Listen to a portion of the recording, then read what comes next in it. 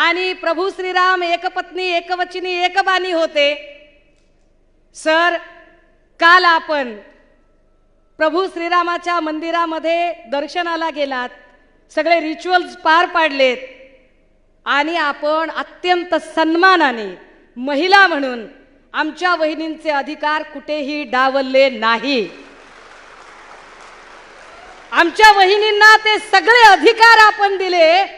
बाकी आम्ही काल बघितलं सर, काही नेते तुरु एकटेच जात होते आणि पत्नी वनवासातच। सर, वाईट वाटत होतं सर, एवढ्या गुड्या उभ्या केल्या आणि पत्नी सोबत नाही, पण आपण तसं केलं नाही सर। आपण आमच्यासाठी आदर्श आहात की आपण प्रत्येक ठिकाणी वहिनींना सोबत घेतलं, म्हणजेच आपण महिला शक्तीचा सन्मान करणारे आहात।